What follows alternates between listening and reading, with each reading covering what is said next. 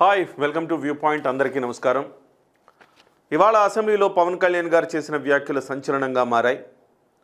పవన్ కళ్యాణ్ గారు ఏం చెప్పారు, దాని అంతరార్థం ఏమిటి, ఏ సందర్భంలో చెప్పారు, ఎందుకు అలా చెప్పారు అనే అంశాలన్నీ కూడా ఇవాళ చర్చించుకుందాం. ఆ వ్యాఖ్యల్లో మంచి ఏంటి, చెడేంటి, పార్టీ వైపు నుంచి వచ్చే భావనలు ఏంటి అనేది కూడా మనం చర్చించుకుందాం.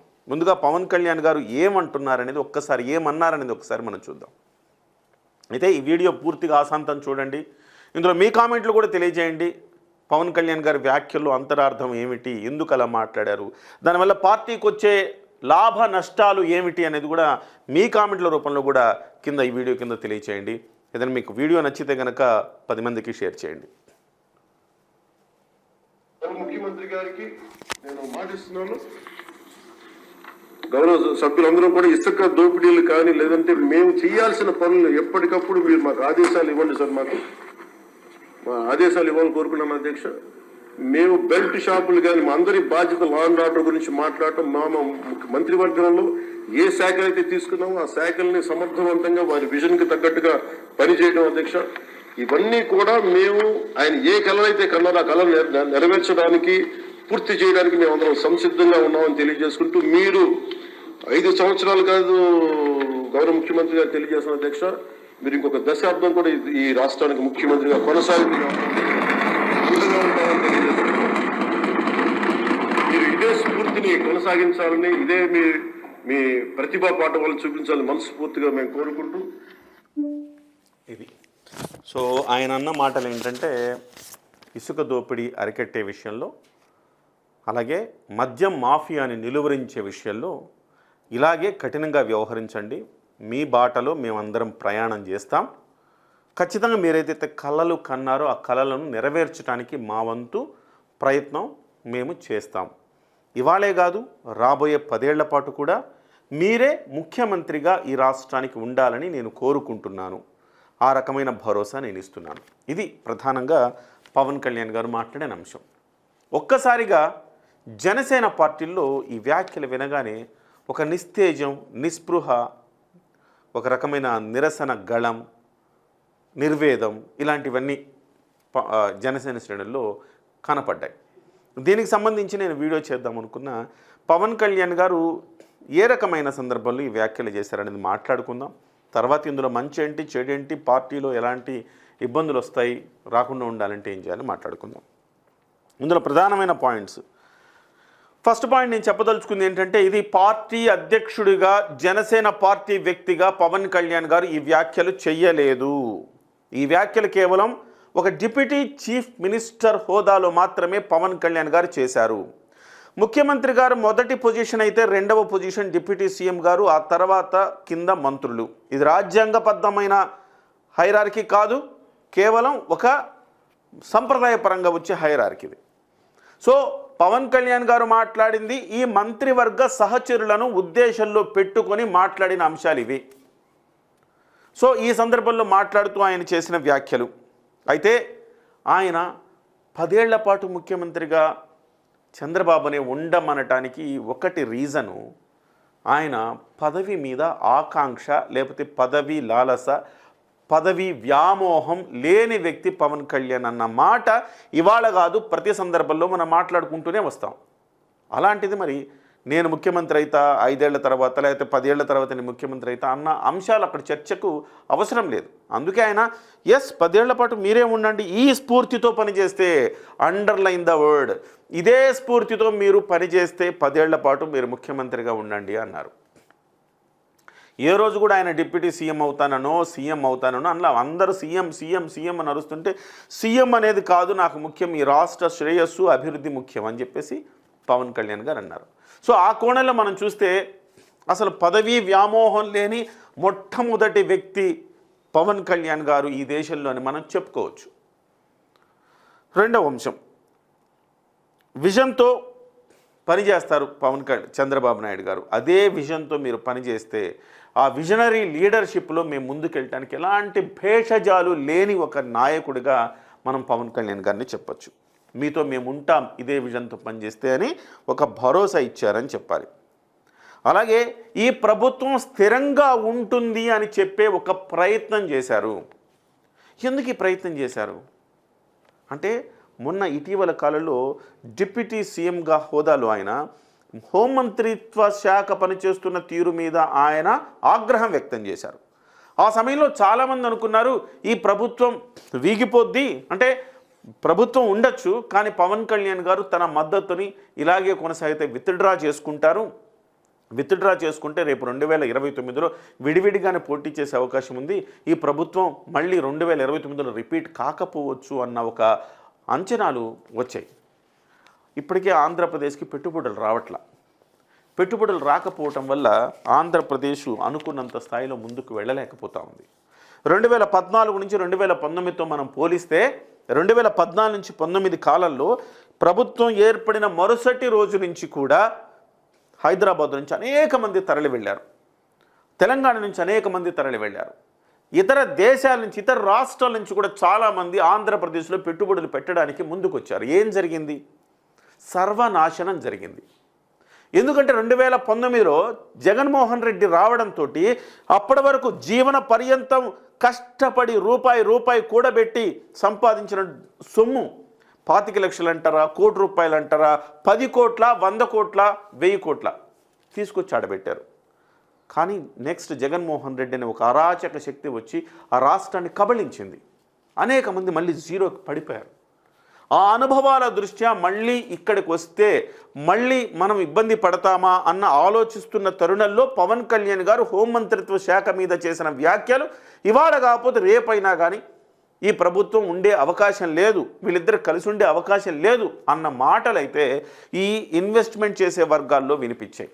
దానికి ఆజ్యం పోస్తూ ఇటువైపు వైసీపీ అదే రకమైన ప్రచారాన్ని కొనసాగించింది. ఎస్, మళ్ళీ మేమే వస్తాం, జమిలి ఎన్నికలు రాబోతున్నాయి 2027లో, ఆ 27లో ఎన్నికలు వస్తే మేమే మళ్ళీ అధికారంలోకి వస్తాం, పవన్ కళ్యాణ్కి చంద్రబాబు నాయుడుకి చెడిపోతుంది కాబట్టి మళ్ళీ అధికారం మాదే అన్న మాటలు మాట్లాడిన తర్వాత వద్దామనుకున్న పెట్టుబడిదారులు కూడా కొంత ఆలోచనలో పడ్డారు అనేది మనకు వస్తున్న సమాచారం. ఈ నేపథ్యంలో ఈ ప్రభుత్వం 10 ఏళ్ల పాటు స్థిరంగా ఉంటుంది.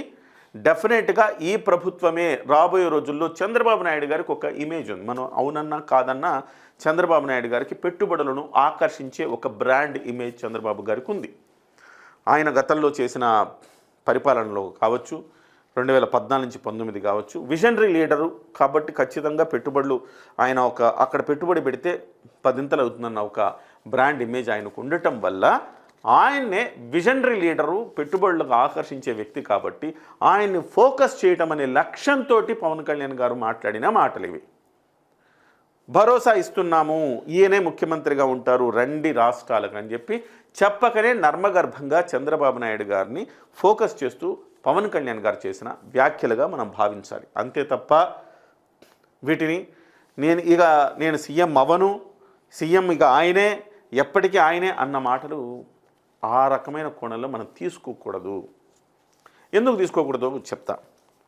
టేక్ ఇట్ గ్రాంటెడ్గా తెలుగుదేశం పార్టీ వాళ్ళు కూడా తీసుకోవడానికి వీల్లేదు. పవన్ కళ్యాణ్కి ఏంటి ముఖ్యం? రాష్ట్ర అభివృద్ధి, రాష్ట్ర శ్రేయస్సే ముఖ్యం. అవినీతి జరగద్దు, దోపిడీ జరగద్దు, అరాచకం జరగద్దు, రాష్ట్ర అభివృద్ధి జరగాలి, రాష్ట్రం శ్రేయస్సుగా సుఖ సంతోషాలతో ఉండాలి, దేశంలో రాష్ట్రం గురించి గొప్పగా చెప్పుకోవాలి, తెలుగు ప్రజలు గర్వంతో కాలెత్తుకుని తిరగాలి. ఇది పవన్ కళ్యాణ్ గారి ఆలోచనలు. మరి ఆలోచనలు ఉన్న వ్యక్తి ఈ రకమైన స్టేట్మెంట్ చేశారంటే రేపు పొద్దున వాటికి ఆ కళలకు, ఇది ఆయన కన్న కళలు అవి. ఎస్, చంద్రబాబుకు కూడా అవే కళలు ఉన్నాయని ఇవాళ కలిసి ప్రయాణం చేస్తున్నారు. రేపు పొద్దున చంద్రబాబు గారి ప్రభుత్వంలో మంత్రులు, అధికారులు, లేకపోతే ఇంకొకళ్ళు దోపిడీలు, అవినీతులు పెరిగిపోయినాయి అనుకోండి, మళ్ళీ కొరడా జులిపించడం పెద్ద విషయమేం కాదు. పవన్ కళ్యాణ్ గారు మీకు చేత కాకపోతే హోంమంత్రిత్వ శాఖ నేను తీసుకుంటానని చెప్పిన పవన్ కళ్యాణ్ గారికి మీకు చేత కాకపోతే ముఖ్యమంత్రి పీఠం కూడా నేను తీసుకుంటానని చెప్పడం అనేది పెద్ద విషయం కాదు.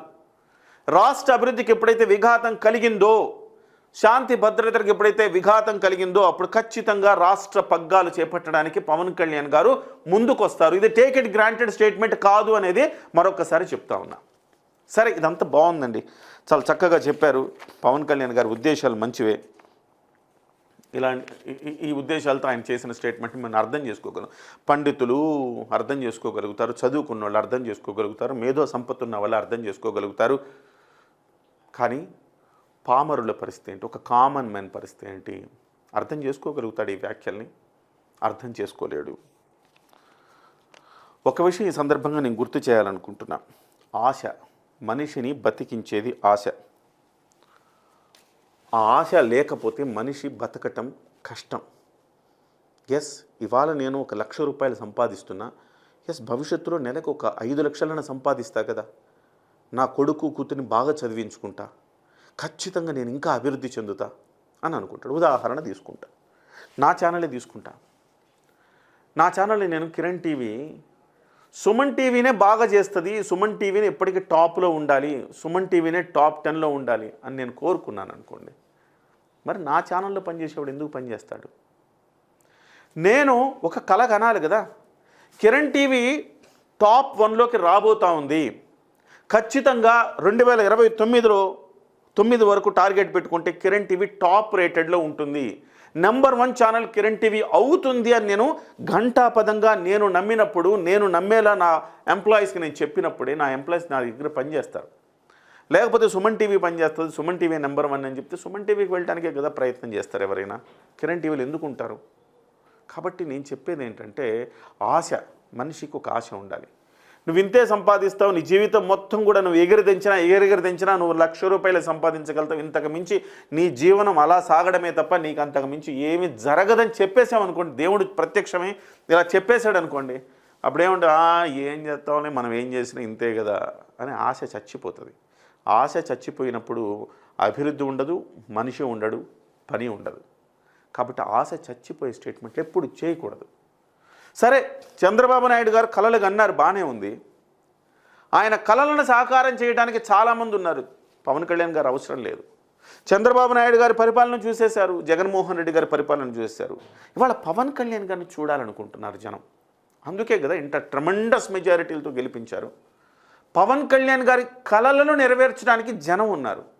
ఆ జనం కలలను నెరవేర్చమని పవన్ కళ్యాణ్ గారికి ఓటేశారు. అంతే తప్ప చంద్రబాబు నాయుడు గారి కలలు కాదు.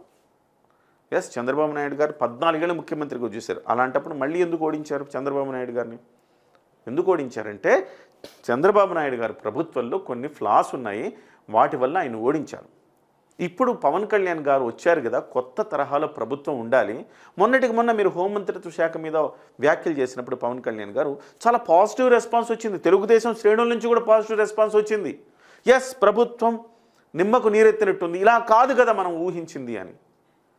కాబట్టి ఇక్కడ అర్థం చేసుకోవాల్సింది ఏంటంటే, ఆశ చచ్చిపోయేలా ఏ రోజు కూడా మాట్లాడకూడదు. ఎస్, మీరు రాష్ట్ర శ్రేయోభిలాషిగా, రాష్ట్ర సర్వతోముఖాభివృద్ధి కోసం, పెట్టుబడులను ఆకర్షించడం కోసం, లేదా చంద్రబాబు నాయుడు గారిని కాస్త ప్రశంసించడం కోసం మాట్లాడి ఉండొచ్చు. కానీ అవి ఏం జరుగుతున్నాయంటే, శ్రేణుల్లో ఒక ఆత్మస్థైర్యం కోల్పోయేలాగా చేస్తోంది. ఎస్, ఇంకా పవన్ కళ్యాణ్ గారు ముఖ్యమంత్రి కారా? పవన్ కళ్యాణ్ గారు 10 ఏళ్ల పాటు ముఖ్యమంత్రి పవన్ కళ్యాణ్ గారు కారని ఆయనే స్టేట్మెంట్ ఇచ్చేస్తే ఎందుకోసం మనం పనిచేయాలి? మనం ఎవరి కోసం పనిచేయాలి? మరి చంద్రబాబు నాయుడు గారు సీఎం అవ్వాలనేదే లక్ష్యం అండి. ఏ పార్టీ ఎవరు పెట్టినా కానీ ఆ పార్టీ సిద్ధాంతాలకు అనుగుణంగా ఆ పార్టీ వ్యక్తి సీఎం అయితేనే కదా. అలా కాదు, నేను వెళ్ళను, నేను సీఎం అవ్వను, నేను ఇలానే ఉంటాను, నేను చంద్రబాబు నాయుడు గారు సీఎం అవ్వడానికి నేను ప్రయత్నం చేస్తానన్న చెప్పిన మాట ఖచ్చితంగా ఒక నిస్తేజం, నిస్సారం, ఒక నిస్పృహ, ఒక నిరాశ శ్రేణుల్లో కలిగిస్తాయనంటే ఎలాంటి డౌటు లేదు అందులో. పవన్ కళ్యాణ్ గారు ఒక మాట మాట్లాడేటప్పుడు కేవలం రాష్ట్రం గురించో, రాష్ట్ర శ్రేయస్సు గురించో, ముఖ్యమంత్రి చంద్రబాబు నాయుడు గారినో దృష్టిలో పెట్టుకొని మాట్లాడడం కాదు. తనను సపోర్ట్ చేస్తున్న ఒక రిక్షా కార్మికుడు, ఒక కూలీ పని చేసేవాడు, లేకపోతే ఒక సాధారణమైన ఒక మధ్యతరగతి ఎంప్లాయీ, వీళ్ళందరినీ దృష్టిలో పెట్టుకొని ఒక స్టేట్మెంట్ ఇవ్వాలి. అప్పుడే వాళ్ళందరూ కూడా పార్టీతో సెయిల్ అవుతారు. అట్లా లేకపోతే నిరాశ వచ్చి ఏం చేస్తాం, ఇంక ఈ పార్టీతో ఏం చేస్తాం, అదేదో తెలుగుదేశాన్ని సపోర్ట్ చేస్తాం కదా, ఇంకా జనసేన పార్టీని సపోర్ట్ చేయడంలో అర్థమేముంది? ఇవాళ కాకపోతే 2029లో పవన్ కళ్యాణ్ గారు కనీసం 2 ఏళ్ళు సీఎం అవుతారన్న ఒక ఆశ ఉంది జనాల్లో. మీరు ఆశని చంపేస్తే ఎట్లా? ఒక 2 ఏళ్ళు సీఎం అవుతారు పవన్ కళ్యాణ్ గారు 2029లో, ఆ తర్వాత 2034లో పూర్తి స్థాయిని ఆయనే సీఎం అవ్వాలి అని కాంక్షిస్తున్నారు కదా. ఆశని మీరు ఇట్లా సమాధి చేస్తే పార్టీ ముందుకు ఎట్లా వెళ్తుంది? ఇది రెండో యాంగిల్. దయచేసి పవన్ కళ్యాణ్ గారి ఆశయాన్ని మనం ఖచ్చితంగా మెచ్చుకోవాల్సిందే. ఆయనకు పదవి లాలస లేకపోవటం, పదవి వ్యామోహం లేకపోవటాన్ని గొప్పగా మనం భావించాల్సిందే. కానీ ఆయన నమ్ముకొని కొన్ని కోట్ల మంది ఓట్లేసేటప్పుడు డెఫినెట్గా కొన్ని లక్షలు కోటి మంది ఆయనకు ఓటేస్తే కనుక డెఫినెట్గా ఆయన ముఖ్యమంత్రి కావాలన్న కోరిక ఉంటుంది. ఆ కోరికను మాత్రం చంపేయకండి. ఇది పవన్ కళ్యాణ్ గారు తెలుసుకోవాల్సిన అంశము.